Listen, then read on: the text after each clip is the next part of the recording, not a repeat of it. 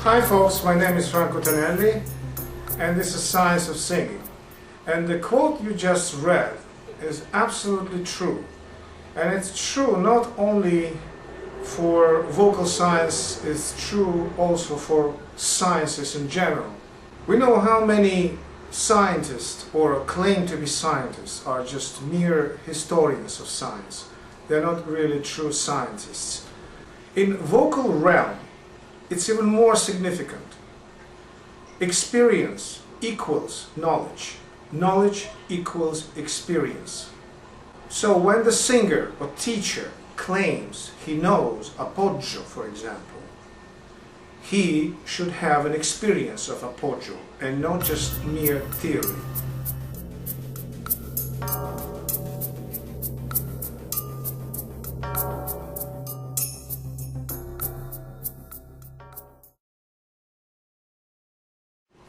What is evidence for us? Evidence is the sound.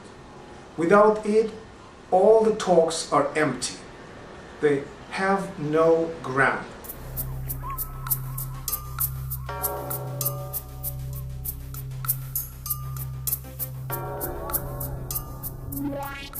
The great German philosopher and poet Goethe is totally right, because when we have smart talks about singing, it's just like describing a beautiful sunset to blind people.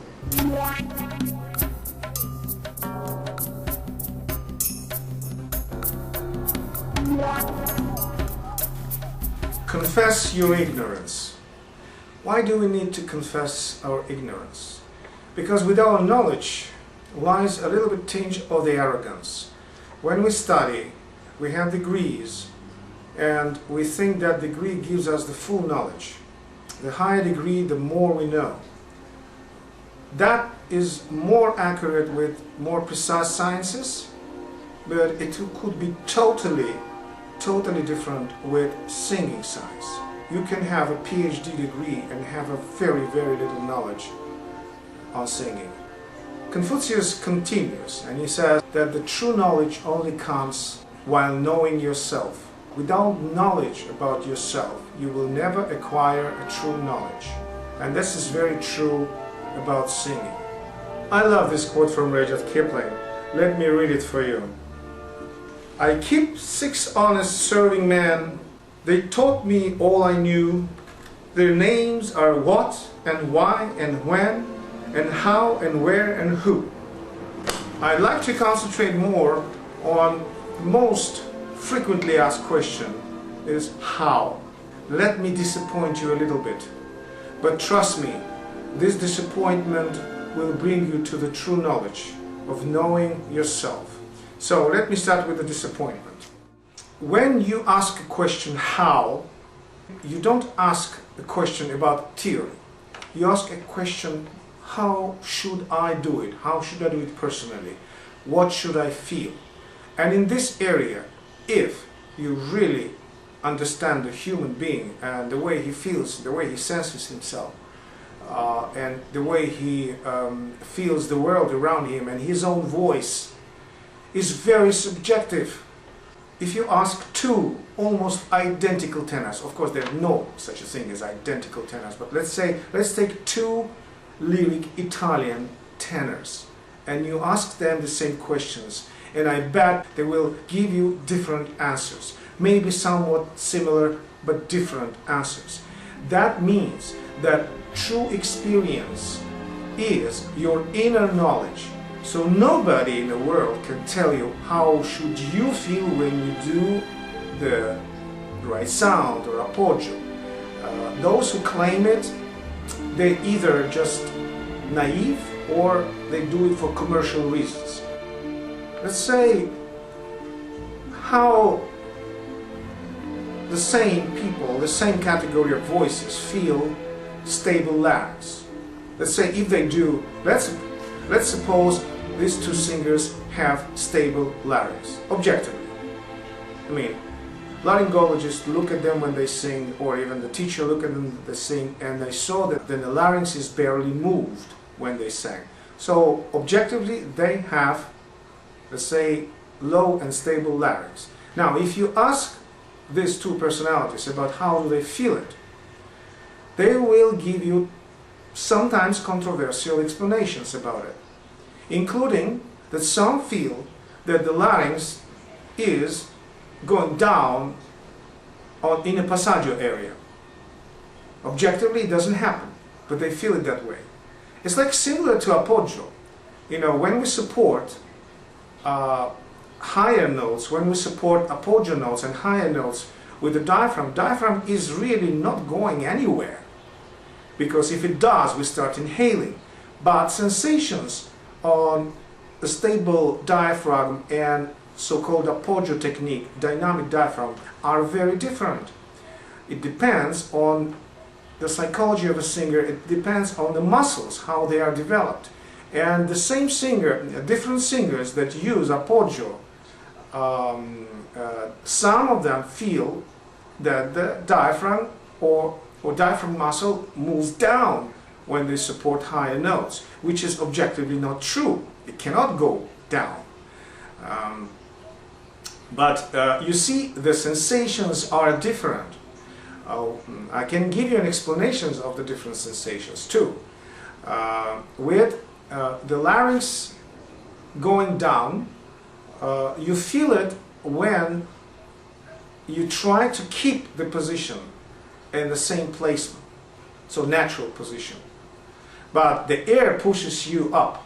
So when you try to regain the balance, you feel like you're actually going down. Now with appoggio, it's the same thing. The main appoggio muscle is the diaphragm, is not really going down. It just strengthens itself. So the higher the note, it gets more strength and agility to oppose it. If it goes up, actually, yes, it goes up, because slowly it goes up anyways, because you're emptying slowly your lungs. But the sensations on this particular movement are different. So that's why it's so irrelevant to ask exactly how should I feel when I use appoggio. Yes, suggestions may come and they say, you may feel this way, you may feel this way, but the exact knowledge comes only when experienced appoggio teacher hears your sound. By the sound, he has more information than any theory can give him. And by this information, he feeds you back and tells you if you're doing it right or not. So that's why so-called precise question, how should I do it, is really irrelevant. It's your sensations. And if you try to mimic somebody else's sensations, you be confused. After what I said, you may ask me an interesting question after that.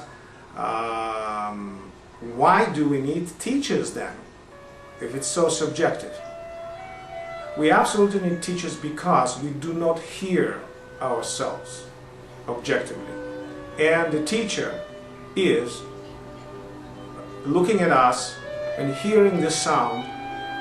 He knows our sound objectively, and we only know it subjectively. So the teacher feeds you back whether it is a correct sound or not a correct sound. That's why we need, basically and most importantly, we need teachers. We don't need teachers to give us theory and theory after theory and theory after theory. We need teachers to give us experience. How do we get experience from teachers? When we do it right, and the teacher hears the sound, he tells us this is right. And then you memorize your own sensations. When you do it right, you don't have to ask a teacher, how should I feel? Because you already have your own feelings and sensations. All you have to do is to memorize them. Memorize them. So go through this phrase, let's say again, and try to do it again, because sometimes when you do it right, you don't even understand what happened. You know, your teacher has to point it out. Or when you do something wrong, you also not always know that you're doing wrong. The teacher has to point it out. And that's why we need teachers. We need teachers mostly because of the second ear, or the third ear, if you like. This is the main question answered. Now, I always have these questions in my videos. Franco, tell me, how exactly should I feel? I'm repeating again, this is an irrelevant question. It's going to confuse you if I give you my sensation, how exactly I feel. You need to come to a appoggio teacher or one register teacher, and he needs to feed you back. And again, not with the theory as much. The theory is important. The theory is important because you need to know how the system functions in order to be more smart and not be religious. Not be religious about cliches and other things. So that's why you need the science to give you objective truth about singing, about the voice technique. But on the other hand, you need a live teacher who gives you the feedback on your singing.